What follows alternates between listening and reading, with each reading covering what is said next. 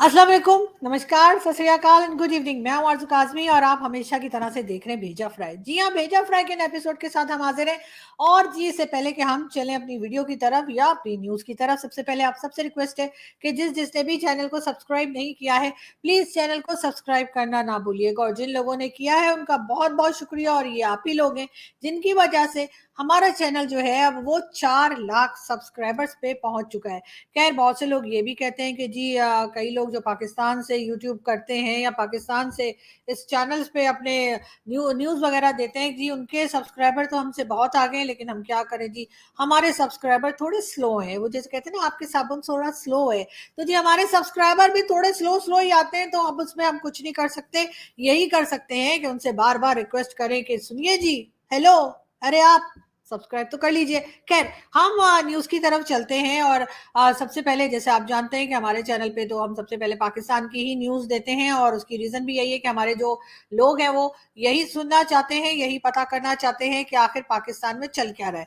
तो सबसे पहले जी हम पाकिस्तान की तरफ ही चलेंगे, बाकी न्यूज़ हम आपको बाद में देंगे। तो जी सबसे पहले ये मैं आपको एक पिक्चर दिखा दूं, और ये है जी अफनान खान साहब और साथ उनके वालिद हैं, यानी कि मुशाहिदुल्लाह खान साहब। मुशाहिदुल्लाह खान साहब भी बहुत जबरदस्त किस्म के सेनेटर रहे हैं, पॉलिटिशियन रहे हैं, और दबंग तरीके से अपनी बात किया करते थे। यही क्वालिटी उनके बेटे अफनान खान में है कि अफनान खान भी जो है बहुत दबंग तरीके से अपनी बात रखते हैं और बहुत जबरदस्त तरीके से काम करते हैं। और ये जी दूसरी पिक्चर जो मैं आपको ये दिखा रही हूँ, उनका नाम है जी शेर अफजल मरवत। शेर अफजल मरवत साहब जो हैं, उनका ताल्लुक पीटीआई से है। इमरान खान के बहुत सपोर्टर हैं, इमरान खान के लॉयर भी रह चुके हैं। इसके अलावा बड़ा कुछ इनके बारे में कहा जाता है कि इमरान खान के आगे ये कुछ नहीं देखते। लेकिन बहरहाल एक वीडियो देखते हैं, फिर बात करते हैं।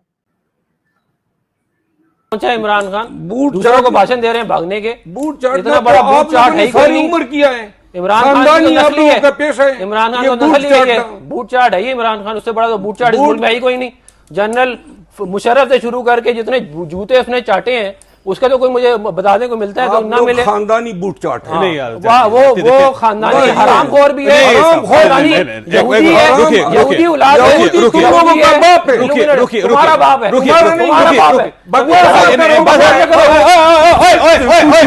पकड़ो यार इसको, एक मिनट पकड़ो यार, पकड़ो यार, नहीं पकड़ो पकड़ो, नहीं छोड़ दो छोड़ दो छोड़ दो छोड़ दो यार, इधर आओ इधर आओ, अंदर आओ अंदर आओ, छोड़ छोड़ छोड़ छोड़ छोड़ छोड़, ओए छोड़ छोड़ छोड़ यार, छोड़ छोड़ छोड़ छोड़ दे यार, छोड़ छोड़ छोड़, अरे छोड़ यार, ओए छोड़ छोड़, बस बस बस बस यार, बस बस बस बस बस यार, अफनान अफनान अफनान नहीं यार, नहीं छोड़ दे छोड़, इनको बाहर लेके जा, नहीं यार अफनान नहीं, अफनान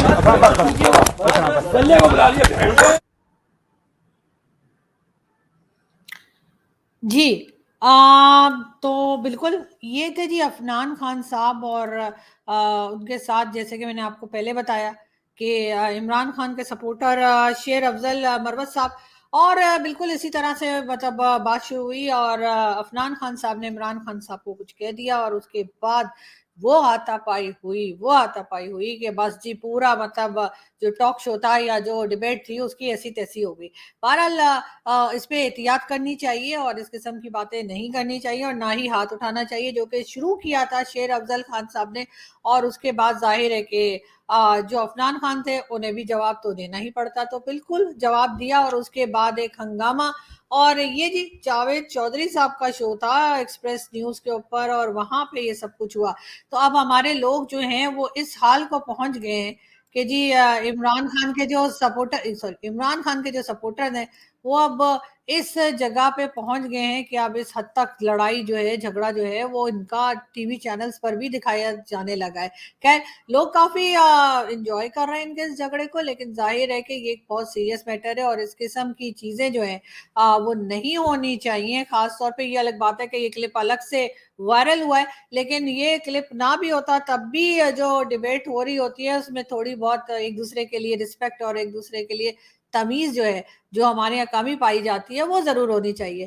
खैर हम बढ़ते हैं आगे और हम आपको ये भी बताते चले कि जैसे आप जानते हैं कि जो हमारे एक जर्नलिस्ट और यूट्यूबर इमरान इमरान रियाज खान साहब को जो है वो एजेंसी वाले ले गए थे और उसके बाद तकरीबन 4 महीने के बाद ऑलमोस्ट वो वापस अपने घर पहुंचे हैं।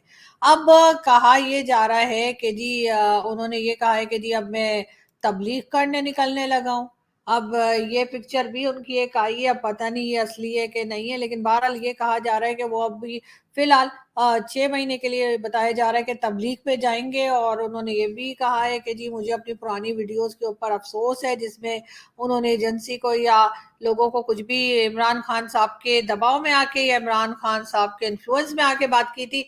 लेकिन न जाने हमारे एजेंसी वाले ऐसा क्या करते हैं कि जिसको भी ले जाते हैं जब वो वापस आता है तो वो तबलीग शुरू कर देता है। जैसे कि आज में आप देख रहे हैं इमरान रियाज खान साहब हैं और उनके साथ दूसरी पिक्चर जो है वो उमर सरफराज चीमा साहब की है। जी हाँ, उमर सरफराज चीमा साहब भी पीटीआई मेंबर रह चुके हैं, मिनिस्टर भी रह चुके हैं, इमरान खान के बड़े फेवरेट भी रह चुके हैं। अभी फिलहाल यही चल रहा है कि जो भी इमरान खान साहब के साथ नजर आता था या आता है उनके ऊपर इस तरह से एक्शन हो रहा है, जो कि खैर नहीं होना चाहिए, गलत बात है। खान साहब भी किसी को पसंद आ सकते हैं। बहरहाल हम उम्मीद करते हैं कि इमरान रियाज खान जो है वो खैरियत से रहेंगे और आइंदा हम उन्हें किसी मुश्किल में नहीं देखेंगे। हम आगे बढ़ते हैं, लेकिन आगे बढ़ने से पहले हम आपको बता दें कि जी भारत में जो है बहुत ज़बरदस्त तरीके से वेलकम किया गया है पाकिस्तान की क्रिकेट टीम को और बहुत अच्छे तरीके से बल्कि कहना चाहिए कि उन्हें वेलकम किया गया। और यहाँ से भी कई क्रिकेट फैन जो हैं वो भारत पहुंचे हैं मैच देखने के लिए। उन्हीं में एक साहब है जिनका नाम क्रिकेट चाचा भी शायद इनको कहते हैं, लेकिन पहले हम उनकी वीडियो देखते हैं फिर बात करते हैं। तरफ से जो है ना ब्रूने मुल्क जो है ना वो 14 अगस्त के सिलसिले में जो गया हुआ था, पहले श्रीलंका फिर इंग्लैंड और अमेरिका में मैंने T10 में भी पाकिस्तान की नुमाइंदगी की और अभी मैं पाकिस्तान इस उम्मीद पे पहुंचा हूं कि मैं इंडिया में जाके वर्ल्ड कप देखूंगा। लेकिन यहाँ आके जो एक प्रॉब्लम आ रही है कि इस दफ़ा जो है ना पाकिस्तानी शायकीन क्रिकेट को जो है ना इंडियन जो है ना वीज़ों का कोई पता नहीं कहाँ लगने हैं, किसने लगवा के देने हैं।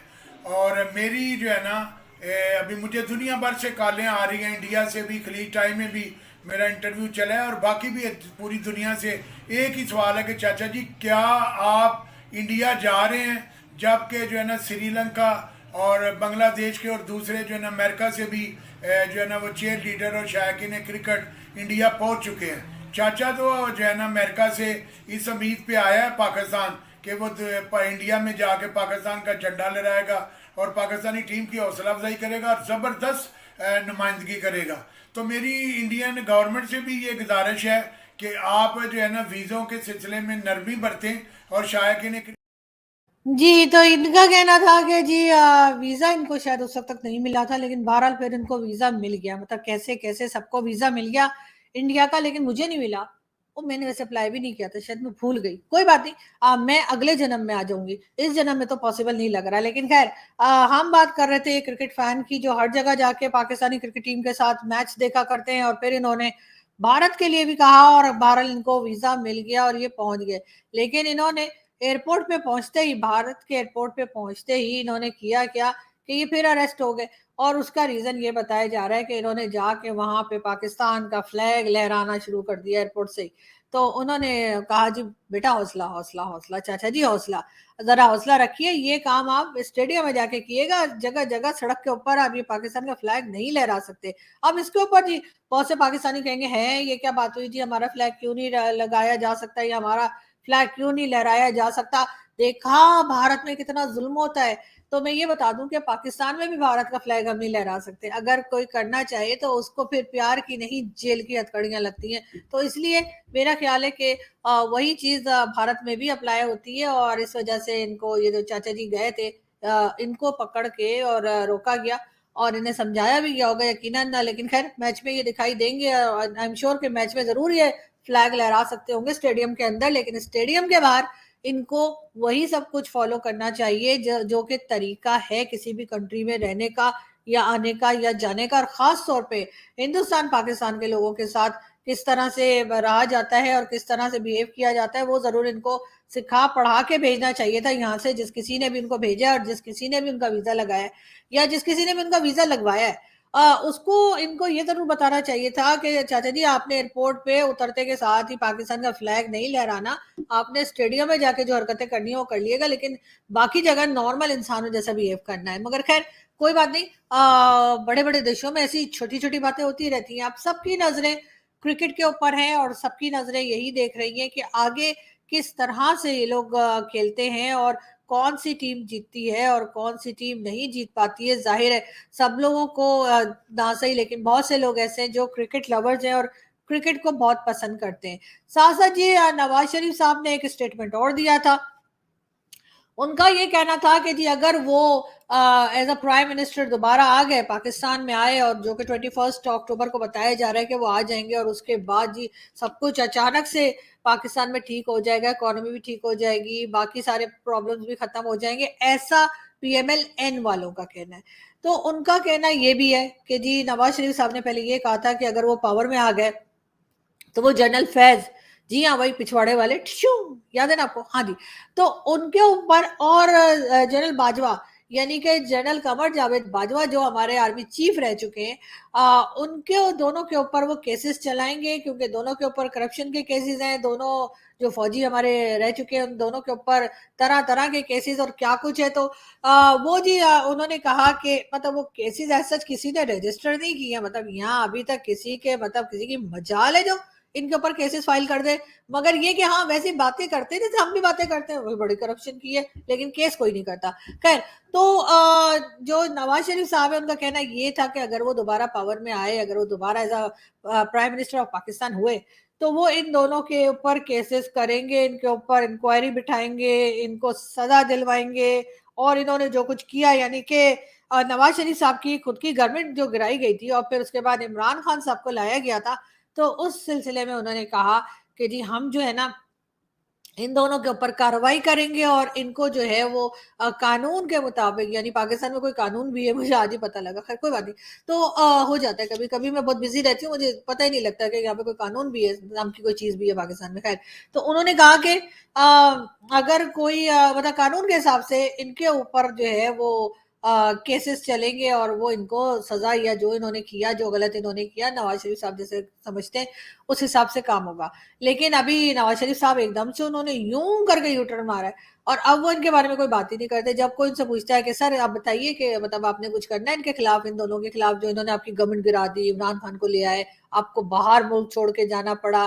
खैर उसकी तो मियाँ साहब को आदत होगी, उससे पहले भी वो सऊदीया चले गए थे, जब जनरल परवेज मुशर्रफ आए थे तब भी उन्होंने जो है वो NRO लिया था और चले गए थे, जो इमरान खान बार बार कहते थे मैं NRO नहीं दूंगा, मैं NRO नहीं दूंगा।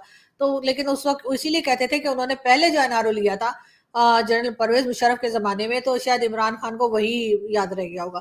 खैर, तो जब इमरान खान आए, नवाज शरीफ साहब के ऊपर फिर केसेस बने, नवाज शरीफ साहब की गवर्नमेंट जो थी वो गिराई गई, और जाहिर है कि ये जरूर रॉ की साजिश होगी। मुझे लग रहा है कि इसके अंदर जो है ना वो या तो इजराइल वाले थे या फिर हिंदुस्तान वाले थे, इसलिए कि यही दो लोग हैं जो पाकिस्तान में गवर्नमेंट को गिराते हैं या गवर्नमेंट को बनाते हैं। बाकी हमारी एजेंसीज और हमारी स्टेब्लिशमेंट तो कुछ भी नहीं करती। इतने मासूम लोग हैं ना कि बस इतने मासूमियत टपक रही होती है उनके चेहरे से, इतनी टपकती है कि सारी टपक गई है।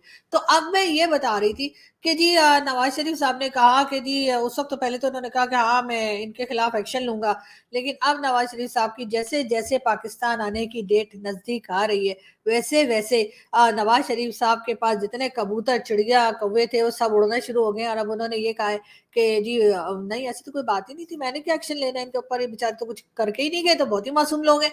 इसी किस्म की बातें जो है वो करते चले जा रहे हैं। लेकिन खैर देखते हैं कि जब, या फिर इनके जो साथी हैं, चाहे वो डार साहब हो यानी कि इसाक डार साहब हो, या शहबाज शरीफ हो, या मरियम नवाज हो, या कोई और PMLN का जो मेंबर हो, पार्टी का जो इस ऐसा मेंबर जिसे पार्टी के लोग जानते भी हो, ऐसा नहीं कि मतलब अपने आपको पार्टी मेंबर बता रहे हैं और साथ वाले पार्टी मेंबर को पता ही नहीं कि ये है कौन। इस किस्म के नहीं, सचमुच के जो पार्टी मेंबर हैं, जिनके पास कुछ पावर है या जिन्हें कोई जानता है, उनका अभी तक यही कहना है कि जी हमें तो नहीं पता कि मियाँ साहब कुछ कहने वाले हैं या नहीं कहने वाले। लेकिन खैर देखते हैं कि जब नवाज शरीफ आएंगे तो वो कोई बात करेंगे भी या बस ऐसे ही मतलब प्राइम मिनिस्टर बन जाएंगे, जैसे इमरान खान बने थे।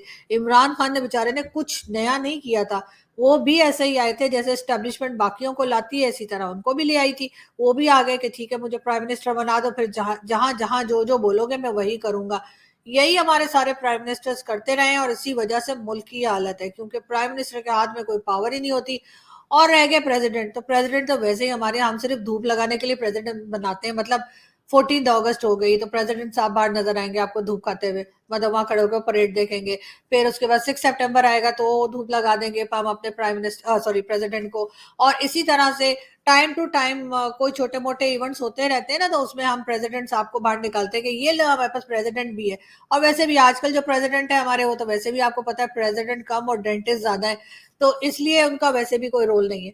मगर ये जरूर है कि नवाज शरीफ साहब आते हैं, उसके बाद भारत के साथ क्या बात होती है ये भी सब लोग इसमें भी बड़े इंटरेस्टेड हैं। क्योंकि पहले भी जब नवाज शरीफ साहब की गवर्नमेंट थी तो उस वक्त नवाज शरीफ साहब जो हैं वो उनकी जो प्राइम मिनिस्टर मोदी हैं उनके साथ बड़ी अच्छी हेलो आई थी। और मोदी जी तो बगैर बताए, आपको पता है ना दावत खाने के मेरी तरह शौकीन है, तो मोदी जी आए थे। और नवाज शरीफ साहब की नवासी यानी मरियम नवाज साहिबा जो है उनकी बेटी की शादी थी और मोदी जी आए थे और यहाँ पर बड़ा अच्छा उनका वेलकम किया गया था। और बहुत अच्छे से दोनों मतलब नवाज शरीफ साहब भी और साथ साथ मोदी जी का भी बड़ा हंसना बोलना चल रहा था, ये भी हमने देखा। लेकिन साथ साथ ये भी हुआ कि जब नवाज शरीफ साहब चले गए तो अब नवाज शरीफ साहब के वापस आने के बाद दोबारा लोगों को यही उम्मीद है कि शायद दोबारा से जो है मोदी जी के साथ उनकी बातचीत हो।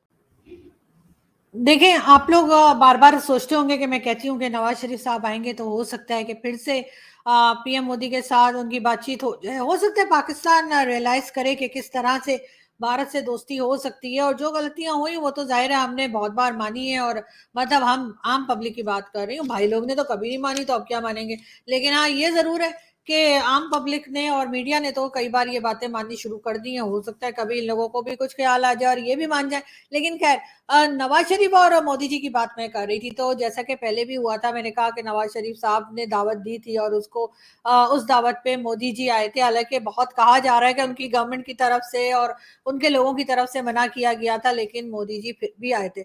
और मेरा ख्याल है कि एक बार फिर अगर नवाज शरीफ साहब दावत देंगे तो यकीनन मोदी जी जो है शायद आ जाए। देखें कितने अच्छे लग रहे हैं दोनों गले मिलते हुए।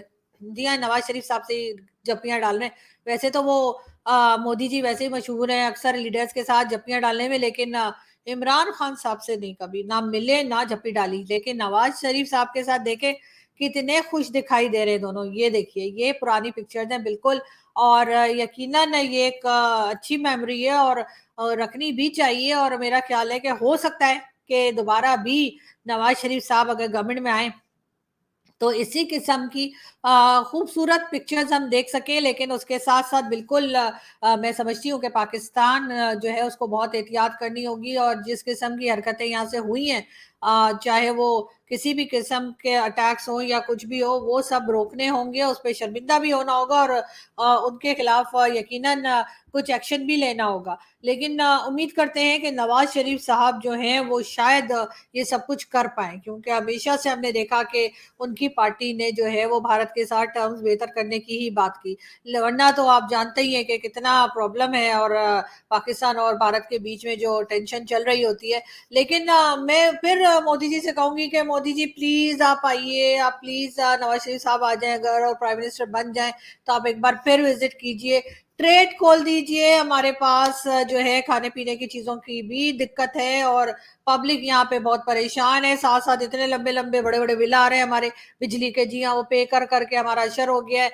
इसके साथ ट्रेड ओपन कर दें ताकि कई चीजें हमें सस्ती मिल सके। हम लोग यहाँ पे बहुत परेशान हैं और मुझे यकीन है कि मोदी जी ने अगर ये सारी बातें सुनी, अगर मेरी वीडियो देखी, वैसे मैंने सुना है मेरी वीडियो देखते हैं, तो मुझे कोई बता रहा था, हैंक रहा था, अच्छा कोई बात नहीं, ये एडिट मत करना, जाने दो। तो मोदी जी मैंने सुना है कि आप मेरी वीडियो भी देखते हैं। तो मैं ये कह रही थी कि अगर ट्रेड भी खुल जाए तो क्या अच्छा होगा। मोदी जी अगर आपके यहाँ से मूवीज भी आने शुरू हो जाए ना, वो अभी एक मूवी आई है जवान शाहरुख खान की, उससे पहले भी 2-4 फिल्में बड़ी अच्छी आई थी, तो हमारे यहाँ कुछ पिक्चर भी देखने को मिल जाए। कब तक हम सुबह से रात तक बस न्यूज ही देखते रहें? और उसके साथ साथ जाहिर है कि आना जाना भी थोड़ा बहुत हो जाए तो उसमें भी कोई हर्ज नहीं है। कम से कम जर्नलिस्ट को तो वीजा दे दिया करें कि हम जाके मैच देख लें, या फिर मैच तो खैर मुझे वैसे भी नहीं पसंद, लेकिन हम अपने दोस्तों से तो मिल लो। मेरे जो इंडियन दोस्त हैं उनसे भी मुझे मिलना है। तो मोदी जी कुछ तो सोचिए ना। नवाज शरीफ साहब आ रहे हैं तो प्लीज नवाज शरीफ साहब के साथ आप बात कीजिए और कुछ ऐसा कीजिए जिससे हालात बेहतर हों। और ठीक है, कोई शर्तें भी रख दीजिए, अच्छी क्या बात है, लेकिन ये कि कुछ तो ऐसा कीजिए ना कि आपकी इकोनॉमी में से थोड़े से पैसे हमें भी दे दें। मतलब कैसे कैसों को दिया है, ऐसे वैसों को दिया है। समझ तो गए होंगे ना आप, आगे मैं नहीं गाना चाह रही। कोई बात नहीं, अदनान समी जो है वो वैसे भी भारत में, यहाँ मेरा कुछ बिगाड़ भी नहीं सकता अगर मैं उनके गाने का बिल्कुल तिया पंचा कर दूं। अब तिया, आप लोग पूछेंगे तिया पंचा क्या होता है? अब तिया पंचा मुझे खुद इसकी ना इंग्लिश आती है ना उर्दू आती है, पता नहीं कौन सी जबान का वर्ड है, लेकिन खैर यहाँ से हम आपको एक चीज और बताते हैं, लेकिन उससे पहले भी सुन ले मोदी जी क्या कह रहे हैं। आप लोग रोना बंद कीजिए, मेरे तक आवाज आ रही है। आप लोग रोना बंद कीजिए, मेरे तक आवाज आ रही है। जी, मोदी जी हमने रोना बिल्कुल बंद कर दिया है, लेकिन हम ये जरूर कहेंगे जाते जाते कि जो आपके पॉलिटिशियंस हैं, यानी जो आपके अलावा आपकी जो अपोजिशन पार्टीज हैं, प्लीज उनको टिश्यू के डब्बे दे दीजिए। तो मैं इसलिए कह रही हूँ कि टिश्यू बॉक्सेस बहुत जरूरी हो गए कि आप अपने अपोजिशन पार्टी को दे दीजिए। नहीं, इसलिए नहीं कि वो रो रहे हैं, बल्कि इसलिए कि सर्दियां आ रही हैं और मुझे लग रहा है उनके पास टिश्यू नहीं है। ये देखिए, ये आप देखें, पता नहीं क्या कर रहे हैं ये। फिर देख लीजिए, ये राहुल गांधी ही है ना, और पता नहीं किसकी शर्ट पे क्या हाथ साफ कर रहे हैं ये। खैर, हम जी यहाँ से आगे बढ़ते हैं और हम आपको ये भी बता दें कि जी पाकिस्तान ने जो है कई बड़े बड़े प्रोजेक्ट्स जो है ना वो जी चाइना को ऑफर किए, और कहा कि जी हम यहाँ पे टूरिज्म भी स्टार्ट कर सकते हैं चाइना के साथ मिलके। और वो सारे इलाके जो कि ऑलरेडी डिस्प्यूटेड एरिया हैं, कईयों पे तो खैर भारत ने भी दावा दायर कर रखा है, जैसे गिलगित बल्तिस्तान और दूसरे कई इलाके, वहां के लिए जो है हमारी तरफ से कहा गया कि जी चाइनीज को, के चाइना की गवर्नमेंट को कि आइए जी हम मिलकर जो है टूरिज्म शुरू करते हैं। खैर पहले तो वो बेचारे परेशान ही हो गए होंगे, कह रहे होंगे यार कितने अजीब लोग हैं, मतलब ना इनकी रोड्स बनी हुई है, ना वहां पे मोबाइल सिग्नल्स आते हैं कहीं पे।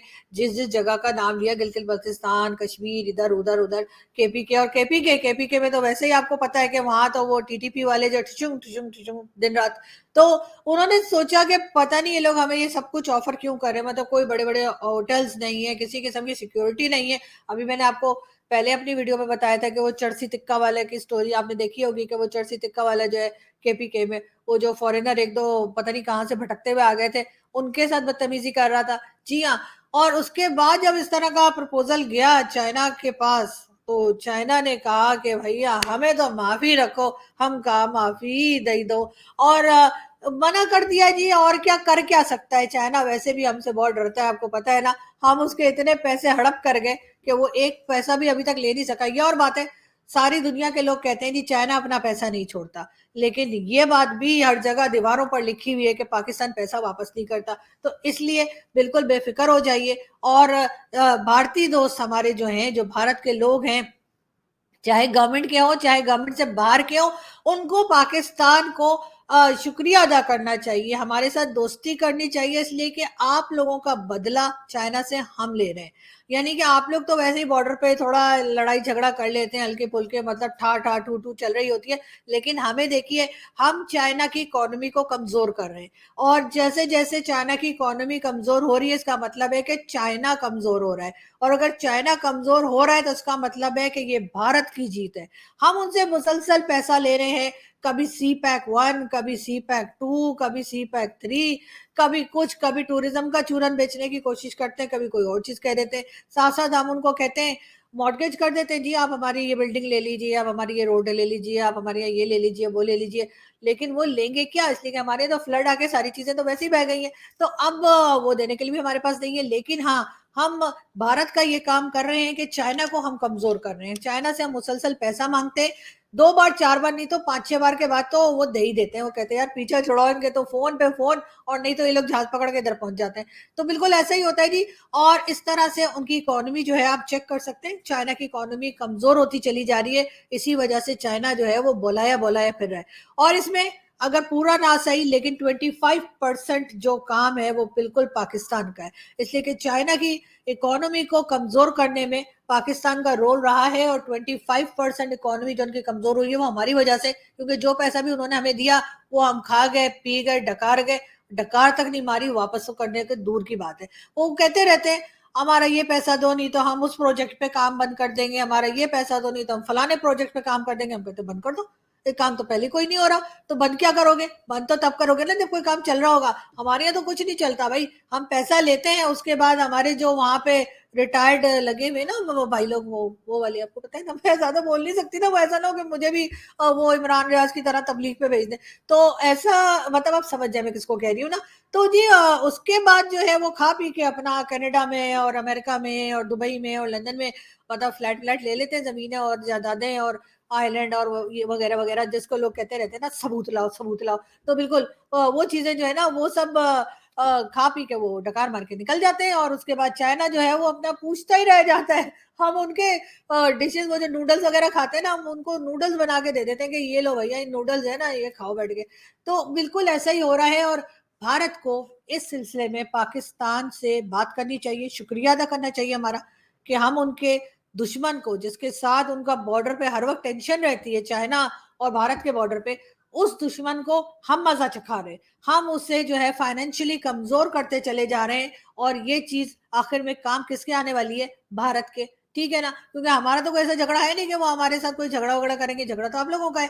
तो आप लोगों के लिए हम इतना बड़ा काम कर रहे हैं, और आप लोग मतलब हमें बोलते हैं हम क्रिकेट नहीं खेलेंगे और हम ये नहीं करेंगे, हम ट्रेड नहीं खोलेंगे, हम चावल नहीं देंगे, हम पैसा नहीं, मतलब थोड़ा पैसा आप भी दे दीजिए ना। अब हम इतना काम बड़ा आपका कर रहे हैं कि चाइना को कमजोर कर रहे हैं। मुझसे मेरी बात पे बिलीव मत कीजिए, आप लोग तो मेरी किसी बात का बिलीव वैसे भी नहीं करते। आप लोग जाइए, जाकर गूगल कीजिए और चेक कीजिए, गूगल के जरिए चेक कीजिए या किसी एक्सपर्ट से पूछिए जिसको इकोनॉमी का पता हो, वो आपको बताएगा कि चाइना की इकोनॉमी किस बुरी तरह से तबाह हो रही है। और उसके बाद चेक किएगा तो पता लगेगा उसके पीछे हमारा ही हाथ है। हर किसी की इकोनॉमी को हमने जो है ना वट लगा के रखी हुई है। तो बिल्कुल इसी तरीके से मेरा ख्याल है कि मोदी जी को भी अब ये चाहिए कि जब हम उनकी इतनी मदद कर रहे हैं चाइना से बदला लेने में, कि उनकी इकोनॉमी की हमने ऐसी तैसी कर दी है, तो फिर हमारे साथ तो दोस्ती कर लीजिए ना, मतलब थोड़ी बहुत आना जाना, थोड़ा बहुत मतलब हेलो है तो होनी चाहिए। खैर एनीवे मैं यहाँ से चलती हूँ, इसलिए कि ज्यादा बोलने की मुझे आदत नहीं है और बेकार की बातें मैं करती नहीं हूँ। तो फिर ये कि आप लोग जाते जाते चैनल को प्लीज सब्सक्राइब कर लिएगा, कर लिया तो कर लिया, नहीं किया तो नहीं किया, खैर अब क्या कर सकती हूँ मैं। यहाँ से मैं चलती हूँ, आपसे मुलाकात होगी नेक्स्ट वीडियो में।